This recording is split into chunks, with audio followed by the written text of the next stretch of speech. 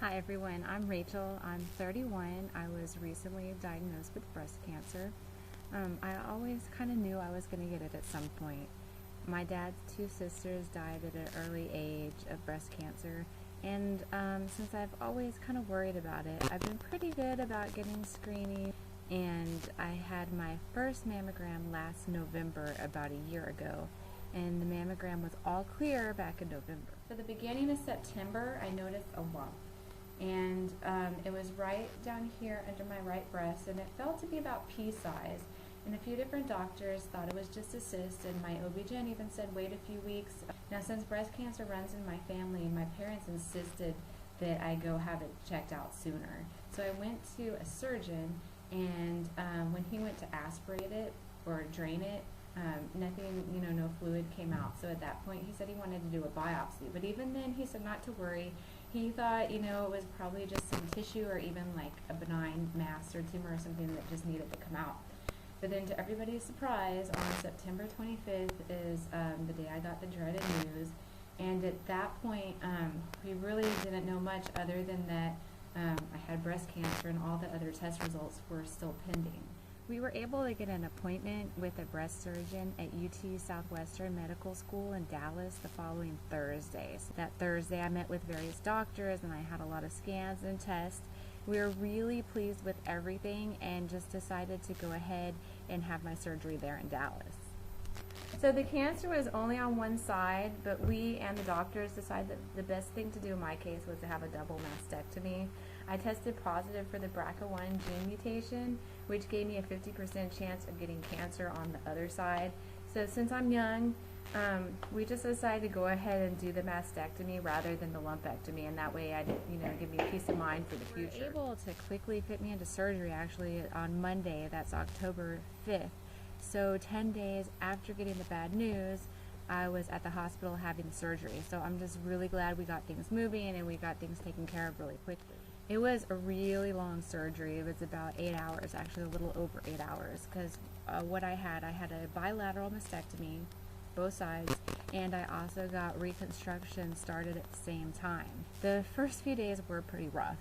I had one of those patient-controlled morphine pumps, and I would just watch and wait for that green light to come back on so I could press it again. But pretty much after about a week, I started feeling better. The pain was a lot better, but I was still really exhausted, and I was told to expect to have that fatigue for about 3 to 6 months after the surgery. Now, emotionally, it wasn't really as hard as I expected. I was glad to have the surgery over with, and I was glad to have the cancer hopefully removed. Since I had the reconstruction started, when I woke up from surgery, I wasn't totally flat. I actually, had a little bit of form, and the incisions weren't too bad either. So pretty much the scars or the incisions go kind of straight down the middle of each breast, and over time they're going to heal and they're going to fade. I actually went to the movies the Friday after my surgery, so that was just a few days after surgery. We took the boys to see a Toy Story 3D movie, and I was pretty sore and tired, but all I had to do was sit there, and it was just really nice getting out of the house. After the surgery, I had 4 drainage tubes. I had 2 on each side, and I had to empty them and measure them a couple times a day. Now, I got 2 of the drains removed about a week after surgery, and the remaining 2 were just a few days after that. Now, once the drains came out, I felt so much better. It was a big relief, and I could lay on my side. That was really nice to get those drains out. It took a little bit over a week to get the final results of the biopsy and the surgery. So it appears that they removed all of the cancer. The margins were clear and the lymph nodes were clear.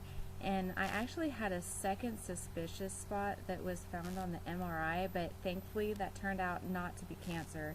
So really I just had the one tumor that was 1.3 centimeters. So they put me at stage 1, which means we caught it early. I met with 2 oncologists, and I also spoke with my cousin who is an oncologist, and all pretty much agreed that it was best for me to have chemotherapy. I had a lot of tests and scans, and even though that no other cancer was seen, there's still a possibility that I could have cancer somewhere in my body, and we just wanted to make sure that we got rid of it. So we decided to do the TC treatment. So I'm going to have 4 treatments once every 3 weeks. And before chemo, I got my hair cut. They said that my hair will start falling out about 2 weeks after starting chemo, so I just wanted to go ahead and cut it short and kind of ease the transition. Up until about a year ago, I always had long hair, and actually I'm still trying to get used to the short hair right now. I'll show you a picture. So I don't know if you can see, but here's a picture, I don't know, probably I think that was about 3 years ago, of how I used to look with my long hair, and also when it was straightened, because it's naturally curly, but I straighten it. Anyway, before I started chemo, I got a port put in. So chemo is really bad for your veins, and instead of putting the chemo right into your arm veins, the doctors prefer for you to have a port. And it's the little device that goes under the skin, usually in your chest, and then that connects to a major vein, and that's how they put the chemo in. So I'll kind of show you here. So here's the incision, obviously, where they put the port in, and the port's just right under my skin here, so you can see that little bump or that knot there. And anytime I have chemo, they just, put the treatment through here. And what's also nice is anytime I need to have blood tests or my blood drawn, they can also do that through here, so I don't have to keep having, sticks in my arm and things like that. The day of chemo, we arrived at about 8:15 in the morning. They had me pick a chair that was near the nurse's station, and they do that often for first-timers because they want to really keep an eye on you and make sure that you don't have any reactions, or if you do have a reaction, they want to make sure that they can get that under control quickly. And then they started giving me some steroids and some anti-nausea stuff through the port. And then it took probably about an hour later before they could actually start the chemo, because they needed some time for, I guess, the steroids and the medicine to kind of kick in. So about noon was when they finally started the chemo, and luckily I had no allergic reactions, and I didn't have any of the initial side effects that they wanted. By about 4 p.m. we were done with everything, and that day I felt fine. Then each day got a little bit worse. So my chemo was on Thursday, and I would say by Sunday I was really kind of feeling bad. It got better maybe starting Monday or so, but that weekend I really felt achy and nauseous and weak, kind of like when you're getting the flu. I guess overall it really wasn't that bad. I thought it was going to be a lot worse. The worst part of it for me was the nausea. And even the nausea wasn't really bad. I didn't get sick. I didn't throw up or anything, but I was just nauseous enough to kind of make me not want to eat anything. Now for the reconstruction, they can't just give you implants right away. They put expanders in and then kind of gradually fill them up and stretch the skin. So I went for my first expansion last week.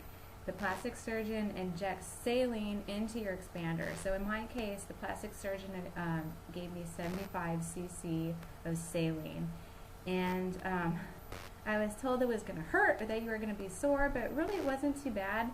It was just a really weird feeling when they were injecting the saline. I felt like, balloons were being filled up inside of me. And afterwards, I was just a little bit sore. I took some Tylenol or ibuprofen, but I didn't really need any heavy pain medication or anything like that. Now, since I'm BRCA positive, I also have an increased risk of ovarian cancer. I met with a gynecological oncologist who highly recommends that I get a hysterectomy, or at least my ovaries removed. So as soon as I recover from my chemo, I'm going to have some type of surgery. I just kind of need to decide whether to have my ovaries removed or just go on and have a full hysterectomy. So pretty much that's where I am now. It's a lot to experience and a lot to take in over a short amount of time, and I'm just trying my best to stay positive, and I just keep thinking that things could have been worse. I was really lucky that we caught it early, and I have such a great support system, and if anything, it just really made me realize how much people really care about me and my family. I'm going to try to just go on living my life and do the things that I enjoy doing, and I'm going to look at this as just another obstacle or a task that I have to complete, and I will complete it. I'm going to get through this, and I know it's going to be a tough year, but once I'm done, I'm going to move on, and I'm going to be a better person, and I've just really already learned a lot from this experience. So thank you for taking the time to hear my story. And if you have any questions or want to talk, or if you know somebody in my similar situation, please leave a comment, or you can email me through my blog, through the Cha-Ching Queen blog. It's www.chachingqueen.com.